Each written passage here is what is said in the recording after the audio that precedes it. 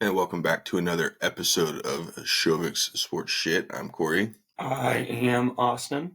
We think we got over the sickness over the last couple of weeks. Get you a Christmas Eve special episode. A lot to cover. A lot of football the next few days. And a couple of big stories happened for your Cubs while we were gone. Let's start with the hits. Number 3, obviously Kyle Tucker traded to the Cubs. Kind of thought this may happen. It did happen. Your thoughts? Well, truth be told, I didn't think it was actually going to happen. This isn't the type of things the Cubs usually do. But it's exciting.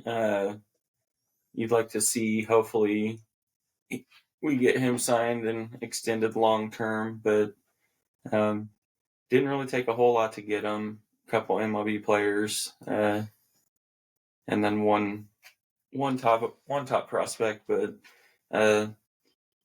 this is kind of the superstar the Cubs have needed. I think previously I've mentioned the Cubs just have a bunch of really good people, good players, but didn't have that kind of superstar middle of the back guy, and this guy fits it. So hopefully it's more than just a 1-year rental.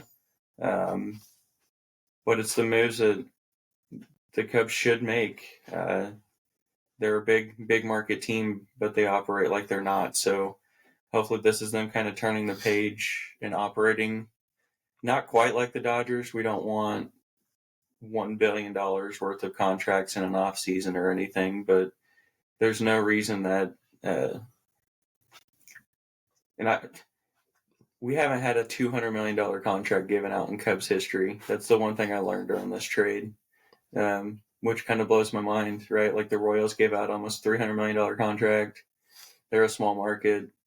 The Cubs have never even given out a $200 million contract, so that's obviously going to have to change with Kyle Tucker. Either way, I'm going to enjoy having him for a year. Hopefully they're not done, but it's the kind of superstar that the Cubs really needed to go out and get. Yeah, and there's still quite a few free agents left out there. Pete Alonso kind of leading the way on that. But the Mets keep spending, so we'll see what happens there. So let's go to number 2. There was a terrible injury in the Chiefs game. Tank Dell looked gruesome, looked bad. Come to find out, dislocated knee, some ACL damage, and some other leg damage done with that. That kind of was the turning point of the game, just in the sense of the Texans were starting to kind of get a feel for it. They made a little run. Tank Dell gets hurt. I kind of saw the team reaction, which is nothing wrong with how they were reacting. It's obviously a teammate. But when you see their reaction, you kind of knew that game was going to be done and that the Texans weren't going to come back. Just based on, that takes a lot out of you. You see a teammate get taken off in off on a cart. So what's your thoughts? And I had told you during the game that once I saw the reaction, I was like, yeah, there's no way that they were going to come back on that. Yeah, obviously hate to see it. Little sidebar, Tank Dell's been my dude since kind of the end of his time in college. He was actually a receiver I wanted the Chiefs to draft. You hate to see it. Just hope for a speedy recovery. Friendly fire. We know a little bit of it with Patty and with Rashee Rice. Now, obviously, the extent was way different. But we did. You saw the reactions, and you did say it was over. But my mindset is you always have. There's always kind of two ways a team can bounce back from something like that, and sometimes you rally together, and kind of nothing can stop you, or like you said, you kind of fold. There's nothing wrong with folding either. I mean, that's teammate, brother, friend. I mean, you can tell by the reactions that Tank Dell means something to that team and in that locker room. So you hate to see it. You're right, though. They really didn't bounce back. I think, was it a turnover or a punt or something? The next drive, the Texans got half the field, a little on Chiefs territory, and they just went 3 and out instead of capitalizing and doing nothing with it. So, it's unfortunate. Texans are a good young team. It's been a rough 2 years in the league for Tank Dell so far. I think he tore or shattered or broke his tibia or whatever against Denver last year. work to get back. I think he got shot at too. I don't know if he got shot, but remember he got shot at in the offseason or whatever, and then now this. So rough couple of years for him, but it's a tough loss. Yeah, so they counter that with they claimed Deontay Johnson off waivers. Maybe he'll actually play. I'm not sure. But you lose Diggs now, Tank Dell. So now you got to rely on Nico Collins, Robert Woods, some of those other guys. So countered it with Deontay Johnson. So who knows what happens there. Let's go to number one, the biggest one. Kirk Cousins benched in Atlanta. When he signed there, everyone was all excited. Couldn't have had a better start. But then the last, 4 or 5 weeks, I think we were 6-3 at one point. And then Kirk went on a nice little streak of no touchdowns and 8 interceptions. And they had enough. Even though you win on the road on Monday night against the Raiders, the ugly, should have won by more. They made the change. Michael Penix, who, albeit the Giants, still had moments where, you see the arm, you saw the talent. Sometimes you just have to make a change, and this one just may have been the right call. Yeah, and I think a lot of people thought when Kirk Cousins had that 900-yard day on Matt Ryan Day in Atlanta, everyone's like, oh shit, he's back with these skill position players, something dangerous is brewing here. But then I think he went on that stretch where it was no touchdowns, 16 turnovers. And it's honestly, even if Patty went through a stretch like that, Andy might give him a week or two off just to get your shit together. That kind of play is unacceptable, especially when you're paying a dude a lot of money. But I think the biggest thing from what we were able to see was the things Falcons offense could do now with Michael Penix. They like to run that very outside stretch zone. With Penix, you're actually able to do some play actions off of it, some bootlegs, things that they weren't able to do with Cousins. That is a big part of that offense. So he really should have had his first touchdown pass, but somehow it turned into an interception. He's a rookie. I think we saw some things where he'll learn that he shouldn't be throwing to Kyle Pitts. But he looked good. He looked good decisions. When the ball came out, it came out with some oomph. They were able to run more of their offense, and it kind of motivated their defense. Their defense started putting up some touchdowns, albeit against the Giants. Still a nice momentum builder. So, yeah, it's rough for Kirk. I like Kirk, but it's also a business where, I think the Falcons kind of knew in the back of their head, hey, maybe this would happen, and this is why we drafted a quarterback 8 overall.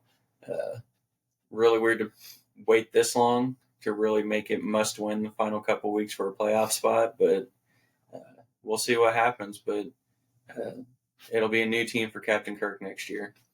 Yeah, and you'll see this week, I think they got the Commanders Sunday night, so not the Giants. So you'll get a real feel, especially with the Commanders who are coming off a big win. 2 rookies, so that should be a fun matchup between Jaden Daniels and Michael Penix. So kind of moving on from the hits, a couple big games this week. Tomorrow, Christmas, Chiefs-Steelers. Chiefs are still kind of you got to just win this one, clinch it, number 1 seed, call it a day. This is going to be one of the better defenses they faced. Let's give our early thoughts on Chiefs-Steelers. I kind of know where you're going to go, but give us your thoughts on tomorrow. Yeah, Chiefs-Steelers, I think this is going to be a very comparable game as far as defensively to facing the Broncos.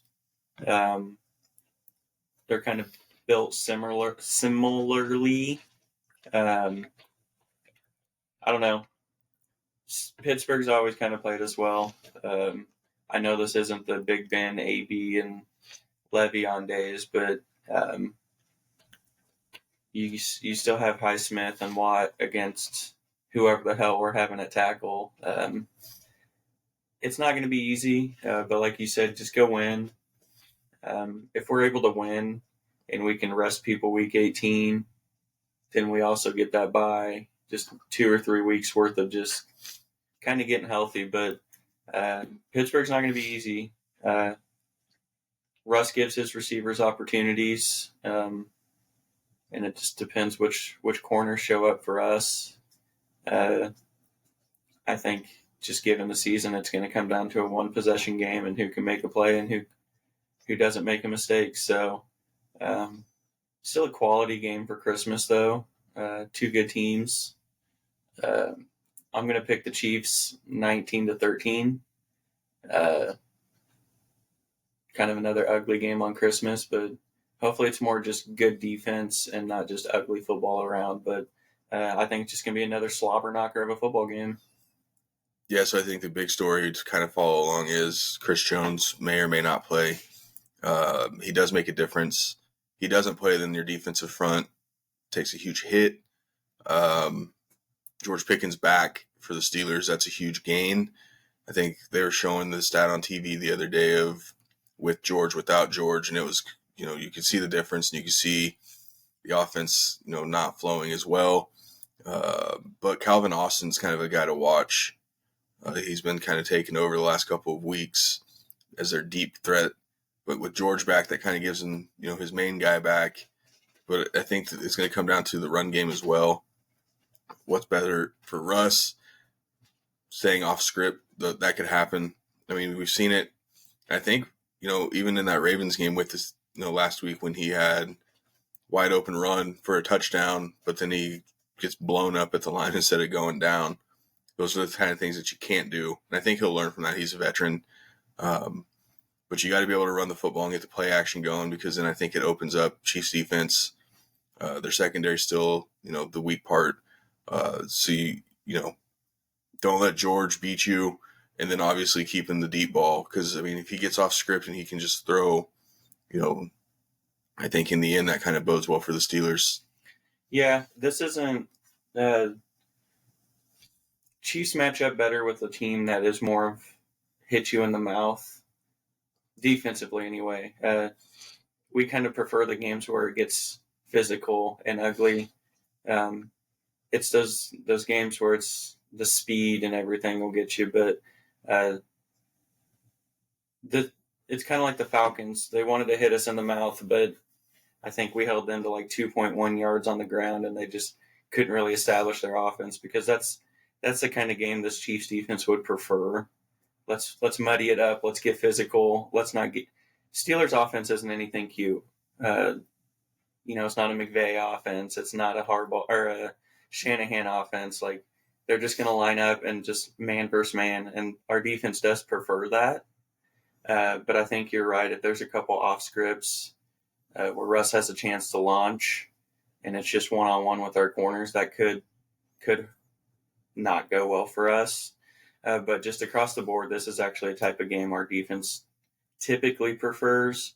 You're right. If Chris Jones not in the middle slapping people around for us in that kind of game, it could change things. I don't think he's going to play. Or if he does, it'll be very limited. Kind of the downfall of having a Wednesday game. But kind of the Chiefs' motto during this, I don't want to say dynasty yet, that's jumping the gun, but during this Mahomes era, we've definitely always had next man up. So, yeah, we'd like to see Chris Jones, but at this point, next man up. Yeah, I think another recipe in the Chiefs take from the Ravens is the Ravens were able to run the ball really well against Pittsburgh. I think you got Mahomes, who's kind of beat up a little bit. You're in your third game in 11 days. Guys are hurting. Easiest way to counter that's with Pacheco and Kareem Hunt. Both those guys running the ball really well right now. Or if we actually run the ball a decent amount, I'd be shocked as hell. Yeah, I think that's what they try to do. Because, again, you have two defensive ends who can game wreck. They can change the game. And then, obviously, with Patrick scrambling, he can still scramble. But at the same time... Rather him not. Yeah, you'd rather not. So I think they do get the run game going tomorrow. I still like the Steelers at home. Again, third game in 11 days. Yeah, give me the Steelers 17-13. Isn't this their third game in 11 days too? It is. But... Again, I think you're on the road. Steelers, you're on the road. Those terrible towels. I like the Steelers in this one. I'll probably, I'll lose this one, but everything's kind of lining up perfectly. You want, you. They're not playing well right now, though. Yeah, they're not. And then I guess part of me doesn't want to see the Chiefs backups next week when Denver plays them, but You might need it, though. We do. We might need it, and we'll get into that here in a minute. So, yeah, give me the Steelers at home, 17-13 over the Chiefs. I don't really have an X factor. I still think Calvin Austin's a guy to watch just because he is their burner, and then he can get down the field. And Russ's balls have actually looked pretty good the last few weeks. He's made some questionable decisions, but, again, Russ had some success against the Chiefs last year in a different offense. But, again, Chris Jones is a huge, huge, huge factor in this. So give me the Chiefs, and let's see the other Christmas matchups, Ravens-Texans. Yeah, I don't really care about that game too much, so we won't talk too much about it. Ravens are the opposite. They're playing really good football right now. Yeah, they are. They are. They'll probably win by 2 or 3 touchdowns. Let's just be honest about it. They'll still probably fold in the playoffs like always, but right now it's still the regular season. They're playing well. This is Derrick Henry time of year. I think dude had like 6 carries for like $160 last week. Like, just vintage Derrick Henry right now. So, yeah, no need to elaborate too much. They're playing well. The Texans are kind of just coasting in their division. That could actually end up a very ugly game, truth be told. Yeah, that's really my take on the Ravens Texans. So let's go over to the Broncos real quick. Perfect opportunity last week, choked the game away. Just an epic meltdown. 21-10 on the Chargers. Everything's going well. Whatever Sean Payton was doing in the first half, he completely didn't do it in the second half. It was a tale of two halves, essentially. The way they started that game, everything, the play calling, just everything was going well. That first drive, they were running the football effectively. Everything was going great. And then right before halftime, I'm not going to sit here and question it. Be aggressive. You have 41 seconds left, 2 timeouts.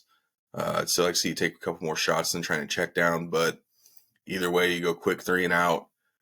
Didn't have, like, literally hardly any time came off the clock.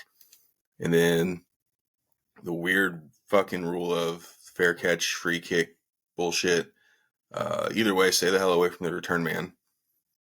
Plain and simple. Barely did touch him though, but I mean either way he still did touch him. That was kind of the game changer because that's 15 yards. Then you get a free kick. Dicker makes it. Now you're 21-13 instead of 21-10. And then in the second half they come out and they kind of look like Jim Harbaugh's Chargers. Yeah, I think the more concerning thing, not for me, obviously I wanted both teams to lose, but that just can't happen. I think the more concerning part was how the defense just looked like Swiss cheese in the second half. Yeah, we can point to offense kind of sputtered and did things too, but that was kind of expected. It was kind of expected both defenses to really take care of the offense, but it was kind of concerning of how just easy the Chargers made the second half look offensively, because Denver is a really good defense. Yeah, that was the more concerning part while we were watching. Is like, what's going on with this Denver's defense? Like, this is a good defense this year. I don't know if it was just game planning, better adjustments, one too many injuries for Denver. I don't know. But you don't want to see cracks in the defense like that when you're going to roll up. A, making a postseason run, and B, your next 2 games are against Joe Burrow and Patrick Mahomes, potentially. You really don't want cracks to start showing in the defense, and that was my takeaway. Yeah, every time they needed to stop, they got to stop, but a penalty came with it. So, I think there was one on Cooper. Weirdly enough, but I mean, it was. I mean, keep your hands away from the head of the quarterback. So that was going to be a 3 and out right there. And then the second one was a 3rd down, and they didn't get very good pressure. You got put up the field. So then Herbert was able to scramble for a 1st down. So uncharacteristically bad second half for the Broncos defense, even though, again, when they needed to stop, they got it, but they didn't because the penalties kind of ruined the momentum of it. So then you kind of put more pressure on, your offense. And Bo looked like a rookie quarterback in the second half, and that's just kind of how it was. And again, it doesn't get much easier because now you do have to go on the road. You have to win this game. You have to win one of your next two. That's all you got to do. You kind of again, we talked about margin of error all season. Denver kind of bought themselves a little more cushion with that 3-game stretch that they had that they needed to win. They won, but now you literally all you have to do is win one game and figure it out. You had it, and then you blew it. Literally blew it to the Chargers.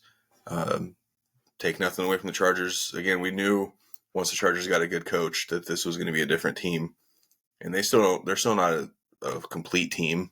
They still have issues. They still have receivers. Quentin Johnson had a couple bad drops in that game that could have, put that game away earlier. Shit, at this point, he's cost them a couple games. So luckily that one didn't cost them, but he still had a couple bad drops. So now you turn your attention to Cincinnati, a team that we keep talking about. We talked about a few weeks ago of who do you not want to see in the playoffs? Cincinnati. Well, guess who's creeping in and has a very, very good possibility of getting into the playoffs with a win against Denver. Joe Burrow. I don't know if there's a quarterback, maybe outside of Lamar and Josh Allen. Joe Burrow is probably playing the best football right now. Man, honestly, I think if the Bengals were just average on defense and they were right there truly in the playoff race, like more than the wins that they have, I do think he would be the MVP favorite. Say what you want about the Bengals. I know them and the Chiefs have some sort of hatred, but 0% of the Bengals' downfall this year has been because of their offense. I think I saw that they set the record for most losses when scoring 33 points or more, which, I mean, this kind of reminds me of my early Chiefs fans days with back with Al Saunders running the offense and we were putting up 40 a game and losing. That's kind of where the Bengals are at. It's not a team you want to face because they will put points up no matter how good your defense is. Now, luckily, offenses can put up points against their defense too, but it's still not something teams who can easily go into shootouts with you are the most dangerous teams.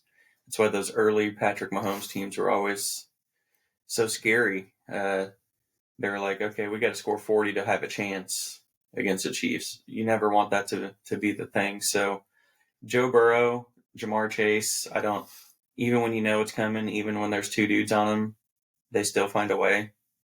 I think dude has like 16 touchdowns this year. Mm-hmm. Jamar Chase, that is. Mm-hmm.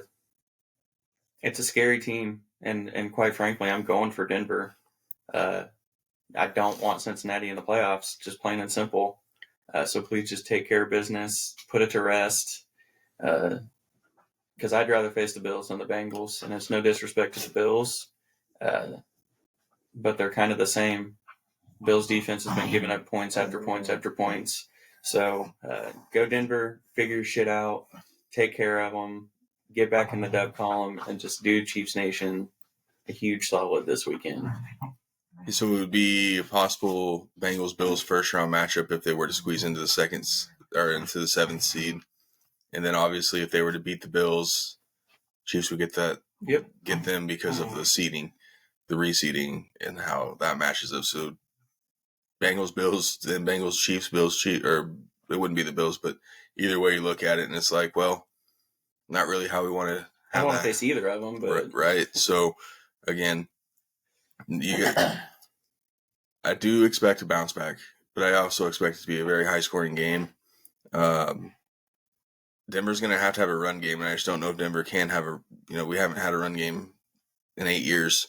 So it's like the one thing that could beat the Bengals, Denver doesn't have that. Are they going to be able to figure that out? Are they going to give Estime 15, 20 touches that he deserves? Because he could be the guy that they could lean on. I just don't know if Sean's going to do that. But if Denver can run the football, keep Joe Burrow and the offense off the field, I like the chances.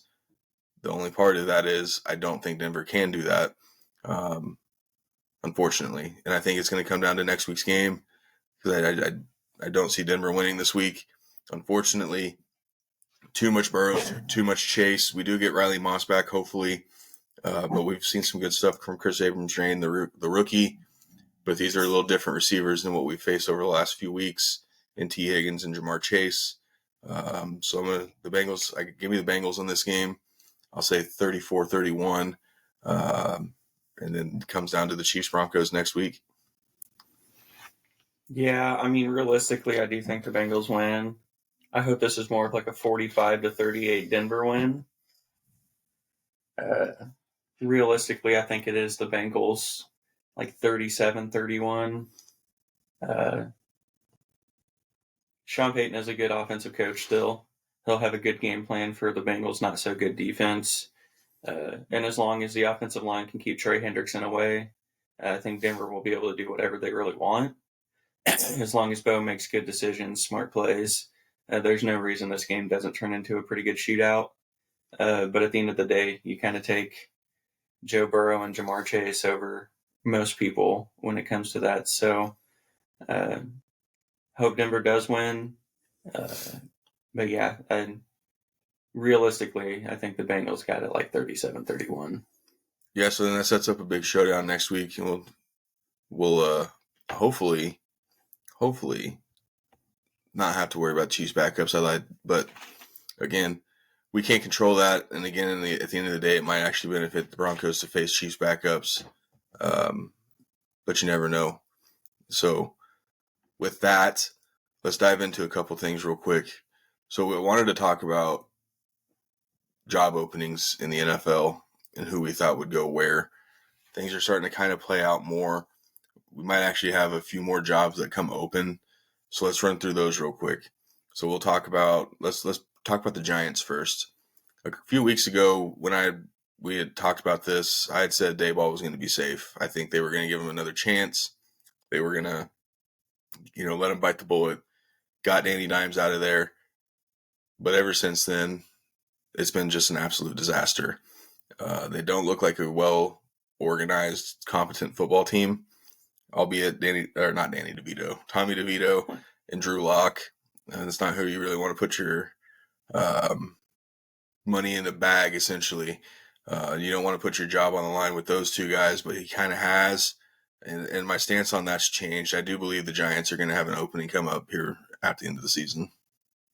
Yeah, and I've been on the other side of this. I thought Daboll was gone most of the year. I think he was a huge part in keeping Danny Dimes over Saquon. Over Saquon at that.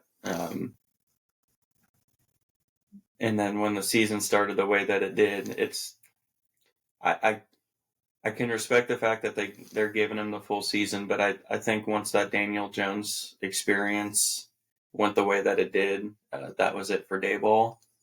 And it's no disrespect to him. He just might be one of the ones that's just better served as a coordinator. We've said it before that sometimes these dudes are just better in their coordinator role, which could go back and forth. I thought Dan Quinn was way better as a coordinator, but he's kind of doing the damn thing with Washington. So, but I think Daboll's gone. I think he was the leader on that Daniel Jones, Saquon, who to keep, who to pay. And once that went south, I think that was it for him. Yeah, so this is kind of where I had Belichick slated to go. Obviously, that's not the case anymore. It's with him going to North Carolina. I'm thinking of all the coaches out there who would, you're basically getting a reset. You're going to probably end up having a top 3 pick. Right now, you're number 1 pick, and I don't think they're going to win any of their last couple of games.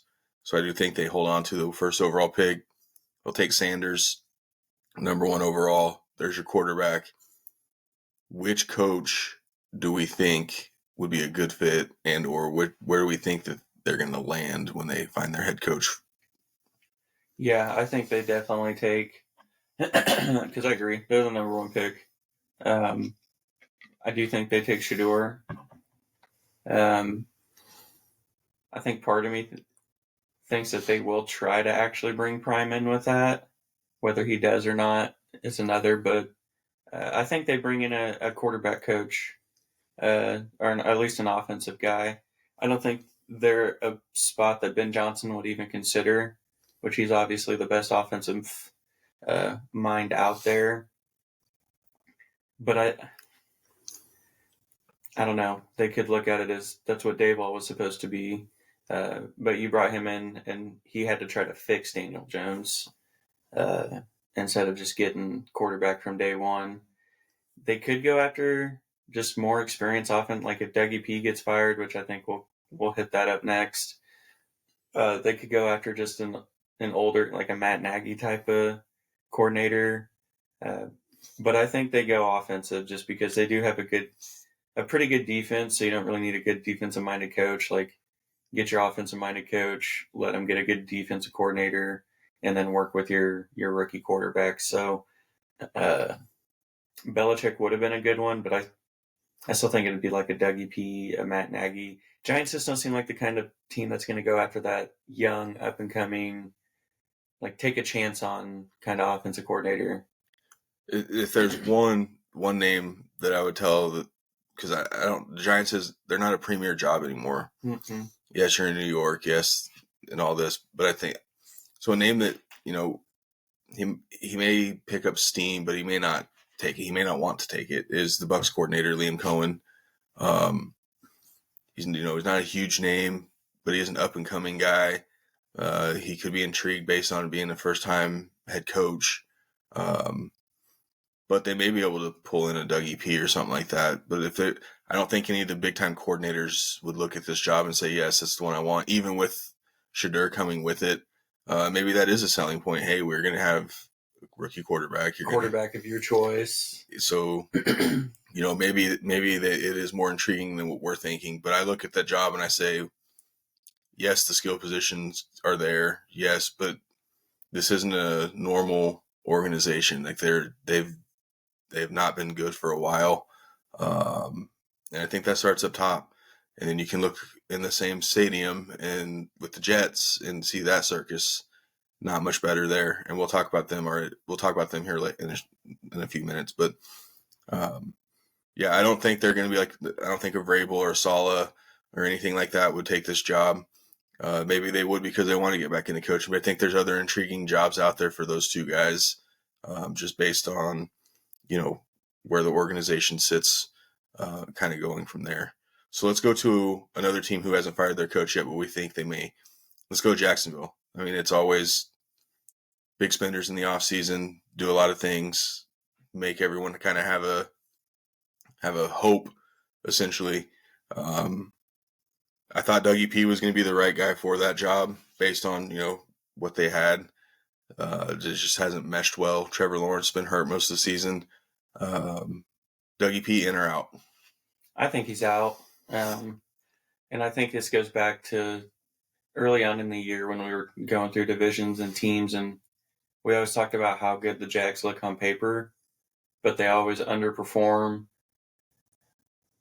Under Dougie P, when Trevor Lawrence is healthy, they'd look kind of bad, and then they would finish kind of strong. So then you're like, okay, this next year's it. But then it was the same thing. So I think he's gone. They've done a lot of spending. They have a big-time quarterback. And truth be told, in kind of a weak division, too. That division hasn't exactly been a juggernaut, and they haven't been able to take control of it. So I think he's out. Unfortunate for him because I do think he's a good offensive mind. But this kind of goes back to, sometimes people are just better coordinators. He's a great offensive mind. If he wants to stay in the game as an offensive coordinator, somebody somewhere will take him. But I think he's out. That's just too many years they underperformed, and this is the first year they underperformed with a healthy, multi-million-dollar quarterback, like hundreds of millions. All the other years he was healthy, played full seasons, and they still underperformed. So I think they just need a fresh start there. Yeah, and I think this is a job that could be intriguing to a Robert Saleh or a Mike Vrabel. Agreed. I don't think Vrabel will go here, but I do like this being a potential landing spot for Saleh just based on they already have a quarterback. He's not going to bring Nathaniel Hackett with him. God, no. But I think he'll get this coordinator pick right for the offense. He has to. We've seen the Jets. The Jets defense, since Saleh has been fired, has been god-awful. That organization itself is just off the ropes right now. So I do like that he would have that defense. The defense's pieces are there. They have an okay defense, but he has something to work with. Therefore, you got to get your offensive coordinator pick correct. Someone who's going to come in, be able to get Trevor Lawrence, back on track. And again, I think also being a weak division, that helps. I was kind of wrong on the Texans, but that's the second year under that. Next year could be a lot different, getting into your third year. But either way you look at it, it's there to take. So I think that job would be more intriguing to a guy like Robert Saleh. So I like Saleh as the Jags' next head coach. Yeah, I think Saleh would be a good fit.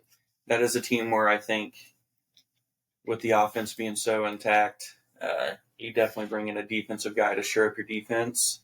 They have Josh Hines Allen, and then that other one that they picked over Aiden Hutchinson.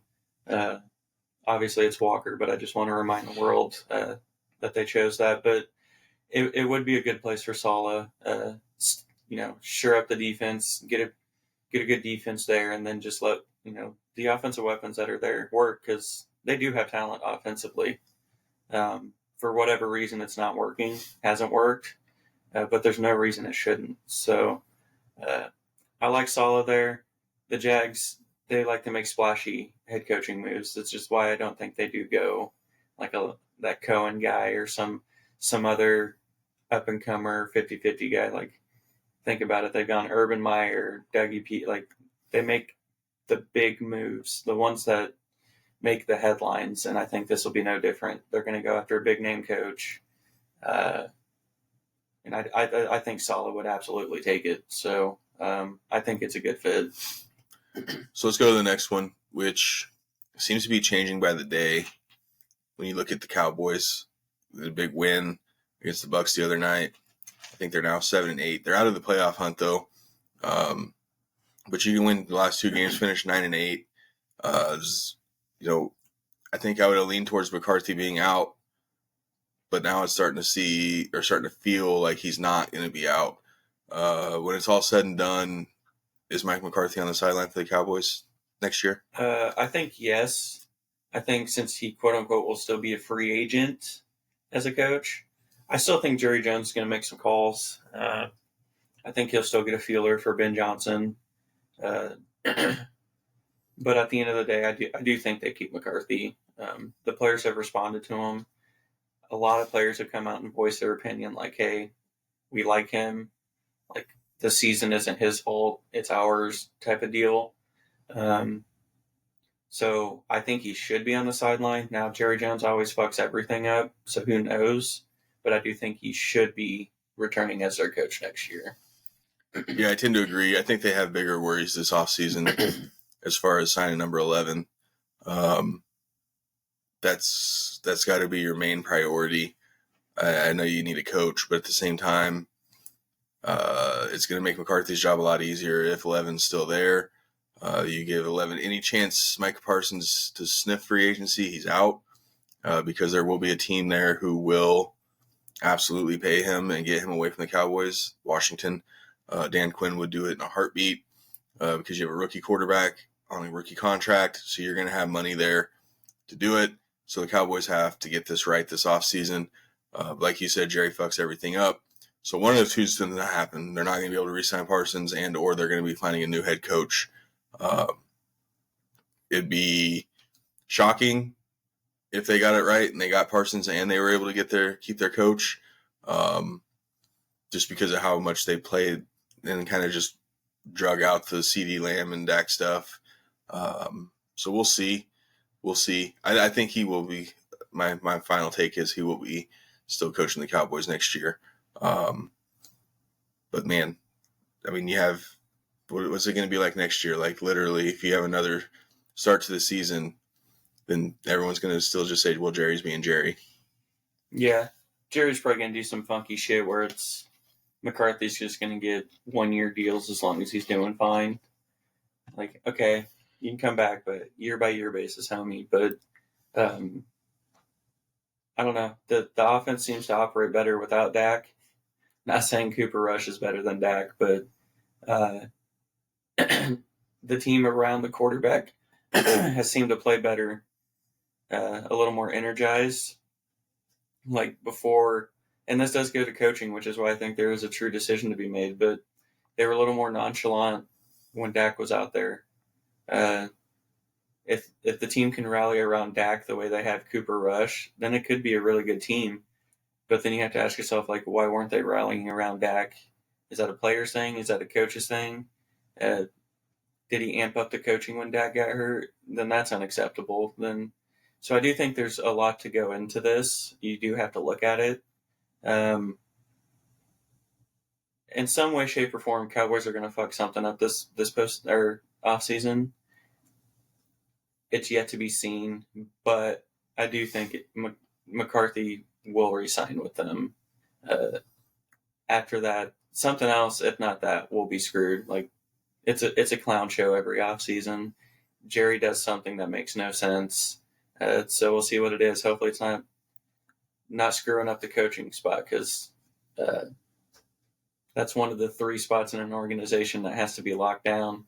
And one of the other ones is Jerry's spot. And as long as he's there, it's going to be ugly. So they have to have the coach and quarterback like nailed to have a shot. So we'll see. It's always fun to laugh at the Cowboys in the offseason, something you can look forward to. So can't wait.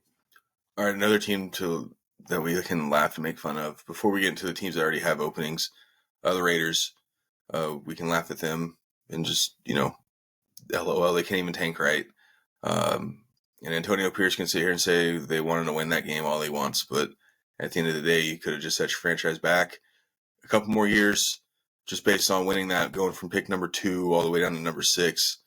So again, the Raiders going to Raider. I personally think he's out.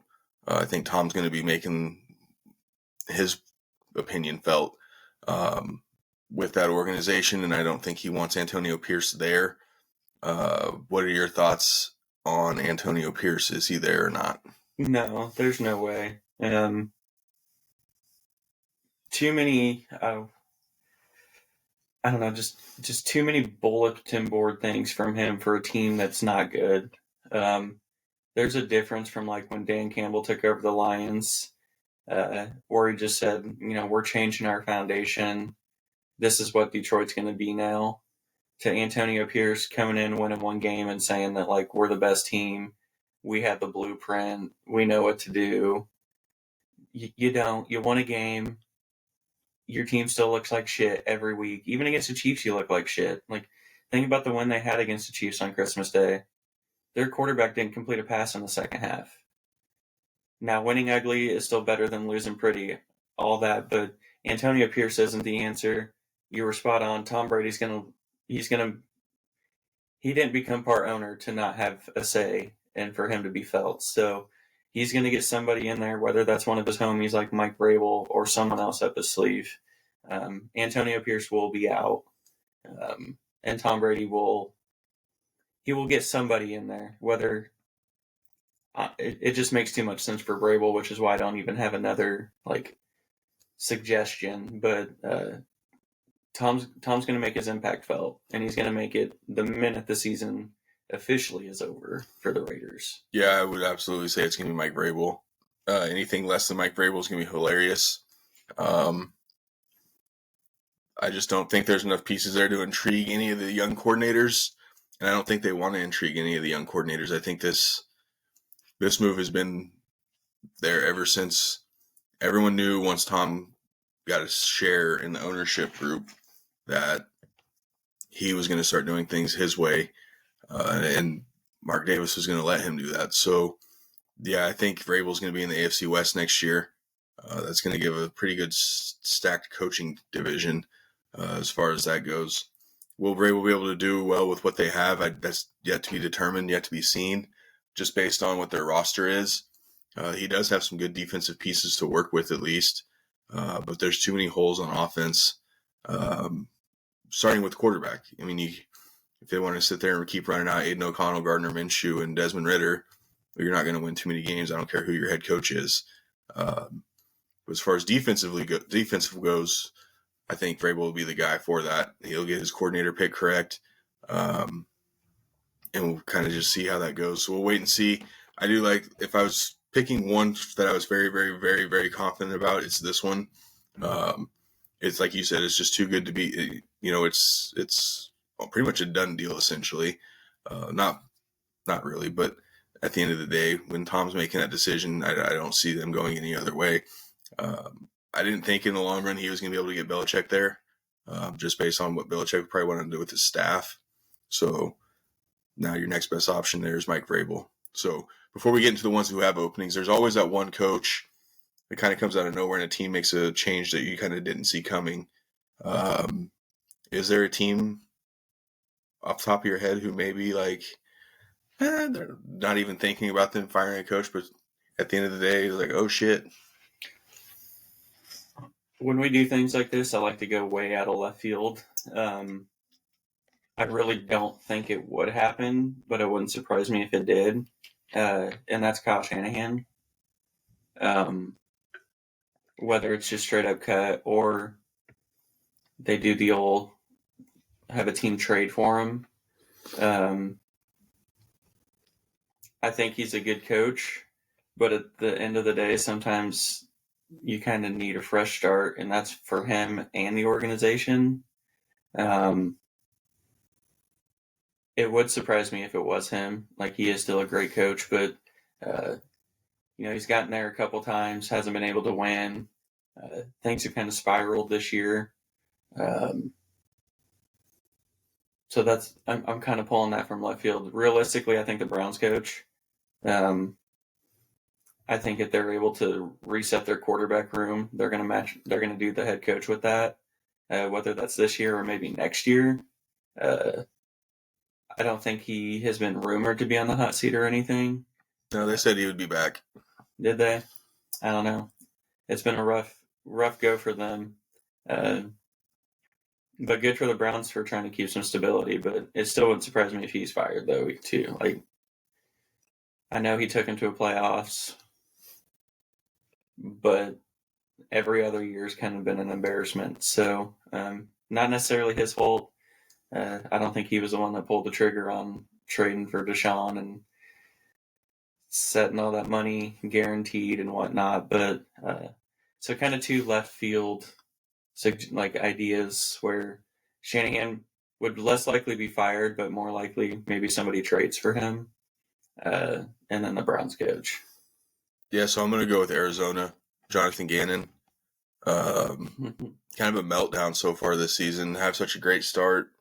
Similar to what they were, last year, they were a competitive group. This year, it's kind of more of the same, except you lose to Carolina on the road in overtime. And not taking anything away from that, because Carolina's been playing really well. They've been playing everybody kind of really well.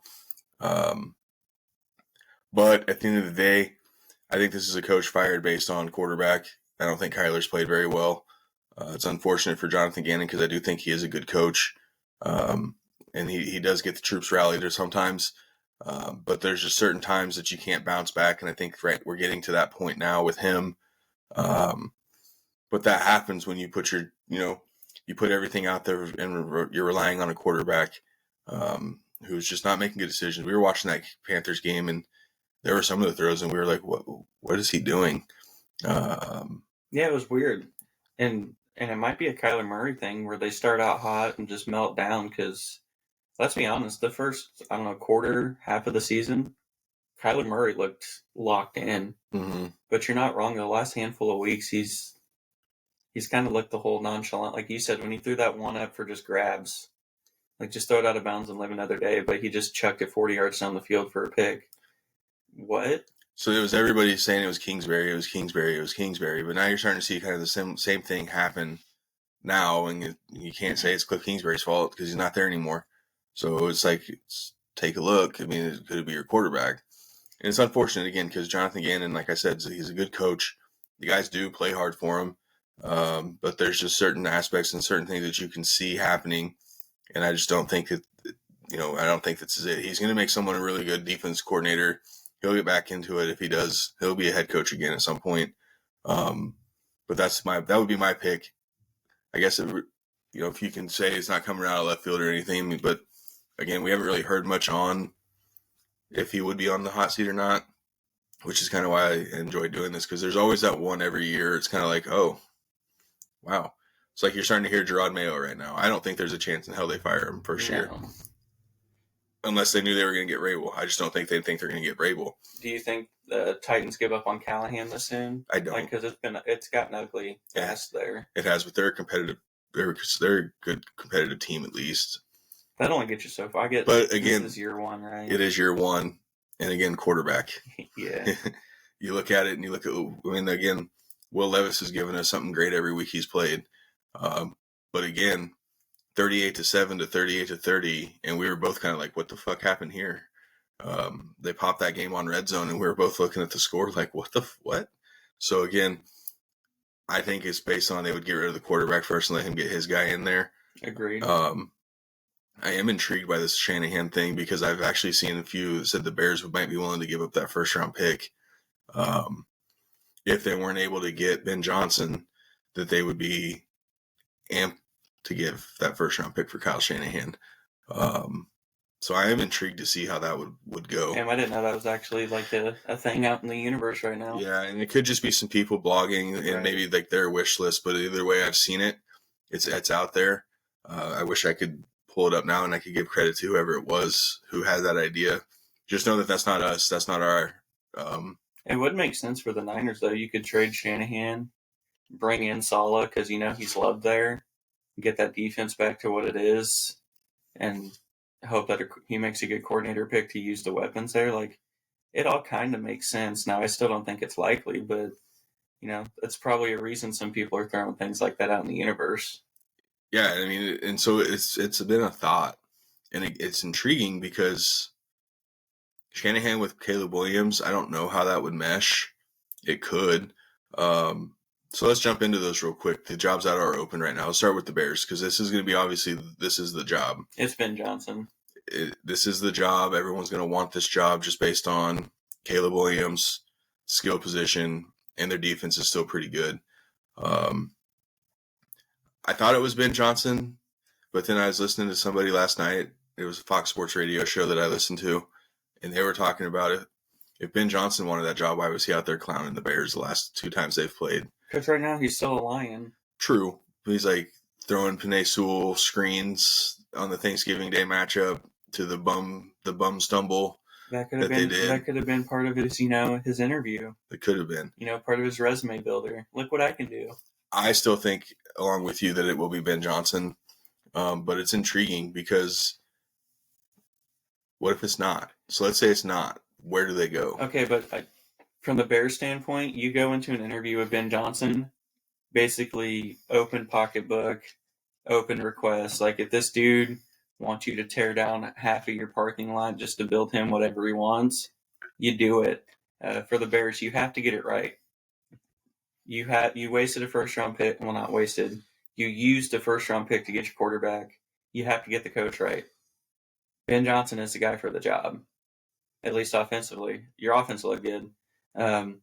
If it's not Ben Johnson, I really don't know. They'd have to go try to find like a quarterback whisperer. I don't know if Cliff Kingsbury wants to be a head coach again. I think he kind of enjoys where he's at. No pressure. Run offense, do your thing. If it's not Ben Johnson, it means the Bears are going to get it wrong. So it means that they're going to bring in like somebody we've never heard of. They're going to go retrace and they're going to go bring in like Nathaniel Hackett type of deal. You know what I mean? Like it's just if it's not Ben Johnson, then the Bears fucked up. Plain and simple. I do think a Vrabel or Saleh would be a good fit there because I think they would elevate your defense to that next level. And just hope that they bring in a good coordinator. But if it's not Ben Johnson, then Bears fans should be pissed. Yeah, absolutely. Like if they let the Jags snipe Ben Johnson or the Cowboys snipe Ben Johnson, like you messed up, Bears. He's already come out and said he's intrigued by that job. Well, you do everything you can to capitalize on that intrigue because it means he does have interest. So don't fuck it up. Yeah, no, I think it is going to be Ben Johnson. So let's go to the least attractive job real quick. The Raiders. New Orleans Saints. Not too long ago, this would have been a job that everyone would kind of want. But I don't even know. Like, do they go ahead and just keep their interim as the head coach? Is anyone going to really truly want that? There's no connections for them. There's the only connection that I can think of is Joe Brady, who's the Bills' OC. I don't think he's an NFL head coach. I could be wrong. But there's not really there that says, yes, I'd want to leave Buffalo and Josh Allen to come coach the New Orleans Saints. So I'm going to lean towards they just pull the interim off Rizzi and they keep Rizzi as their head coach because the dude's fiery. The guys seemed, outside of last night, they seem to. His game management's dog shit, though. Yeah, and it could be one of those where, hey, you're the head coach, but we're going to bring in a couple people. We're going to give you the Nathaniel Hackett treatment. Or do they come try to pluck someone off Sean's staff, because they know the familiarity with it? Do they go with Joe Lombardi? Do they go, a couple? I don't remember who else would be. They're going to call up Nick Saban. But so if I had to say, I'd say they pull the interim off Rizzi, or they try to get like Joe Brady, who has New Orleans ties. But to me, that is probably the least attractive job. Yeah, because they're also in salary cap hell. Yep. I don't know. Their draft capital I think it's okay, but they're in salary cap hell. It's kind of an older roster. I don't even have any, it could be this. Yeah, until now, I didn't realize how unattractive that spot was. Yeah, so for them, you're going to have to do a pretty good sell job. And you may be able to pull a first-time guy, or it could be Dougie P. Like, hey, we're not going to have much for you the first couple of years, but you get Derek Carr, maybe.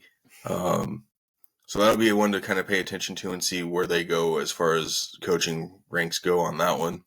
So let's go to the last one, Jets, the shit show.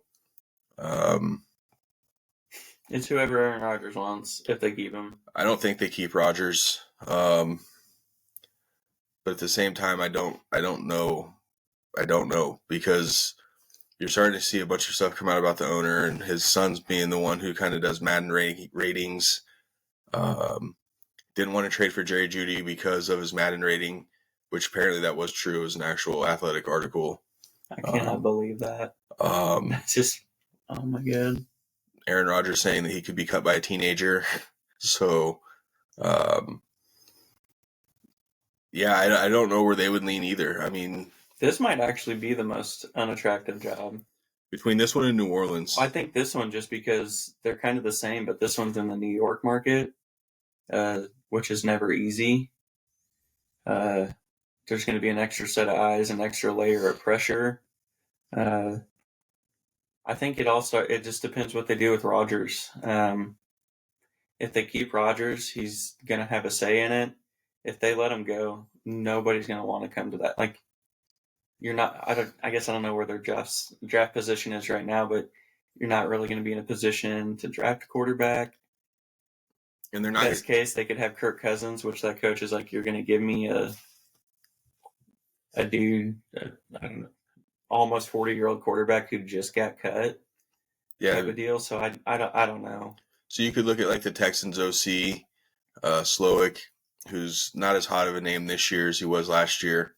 But he could say, hey, I want to stay with C.J. Stroud one more year, then see what the market looks like next year. Could it be like a Matt Nagy or somebody who's been a head coach before, which is kind of reset? Do you bring in a Kirk Cousins and say, okay, Matt, here you go? You think they bring in like a Mike Zimmer to solidify that defense, and then you could. I mean, you could look. There's always that possibility. But it's one of those, it's like now you got to intrigue a coordinator to leave a coordinator job that they've done really well at. So that's like asking Spags, Spags, hey, come solidify this defense up. And it's like, why, when I could just stay with Kansas City and continue to do, what I'm doing, winning as a coordinator, and then just wait for the right moment. Do you think that's a good name to bring up. Do you think he has any interest in trying to head coach route again? I think he gets interviewed. I don't think he's going to leave. I think I'm leaning towards he's the next coach for the Chiefs. I think Chiefs win this year. They three-peat, and Andy's done. You think they bring Bieniemy back, or a team looks at Bieniemy? I don't think so. Just given I think the Chiefs would Kansas City ties? Yeah, I think Chiefs would bring him back on staff. I don't think he'd be an OC or anything. I don't think they'd demote Nagy unless Nagy left. But at the same time, I don't think Matt Nagy wants to leave right now. Again, these jobs have to be attractive in order to leave what you want to do or leave what you're doing now. And who has an easier job than Matt Nagy? honestly. Call very little plays, help very little, let Andy and Patty do everything, and then get some credit for it. Same thing with Spags. Like, all you have to worry about now is your defense. Okay, but Spags has done a hell of a job. Yes, but now you're saying, hey, come run this already kind of piss-poor organization. Not only will you have to worry about the defense, but now you're the head coach and you have a say in a lot of it. Like, I don't think these jobs are what's out there right now would be attractive to what those guys can do. And there could be still an under-the-table deal for Spags saying, hey, let's take care of business this year. And he's going to call it a day after this three-peat. We just slide you into the head coaching role and you take over and nothing's changed because you're familiar with the organization. You've ran the organization. You're still running the defense. Nagy and Bieniemy, whoever can take care of the offense. So there's no massive turnover. So again, I don't think any of these jobs are attractive enough to say, hey, leave your championship organization to come do this. Yeah, and truth be told, I don't think that's what these organizations, it's a copycat league. They're seeing a lot of success from these teams going with young offensive minded coaches. It's kind of the end of times where I don't think you're going to see a lot of these older coaches get a lot of looks. They're going to be stuck in their coordinator roles because it's a copycat league. I mean, Vikings with Sam Darnold, like young offensive minded coach, makes Sam Darnold look like who the Jets thought they drafted. Gets Dan Quinn. I don't know if he's old, but that was a good hire. But you're getting a lot of these young offensive-minded coaches, and I think that's going to be the mold moving forward even more. Now, some of these established dudes that we mentioned, like Saleh, Vrabel, they've kind of already established themselves as a good coach, so I think they're kind of grandfathered in. But Spags wasn't that good of a head coach, so I don't think he's really going to be kind of the top of the list for anyone, at least not teams trying to rebuild. So good as a Chiefs fan, but I think a lot of these teams you're going to see pull a lot of these young offensive-minded coaches. I think the only one you can really chalk up is the Raiders with Vrabel. Like, I agree. It's not already a done deal, but sometimes when things make too much sense, like, it just has to happen. But I agree. I think there's going to be more openings this year than probably a lot of the years past. Like, you get a shorter leash each year. The leash gets shorter across the board. So it's going to be one hell of a coaching carousel. I think we're going to see names we didn't expect. We're going to see new coaches, names we probably never even heard of before. Luckily, our teams are set, so we don't have to worry about it. That's going to wrap up this week's episode, special Christmas Eve edition of Shovick Sports Shit. We will try to be back next week. We know there's a lot of holiday stuff going on right now, so hopefully next week we'll talk about maybe a Chiefs locking up the 1 seed and Denver locking up a playoff spot, and we can start focusing our attention on a Chiefs-Broncos potential matchup in the playoffs. Until next week, we'll see you then.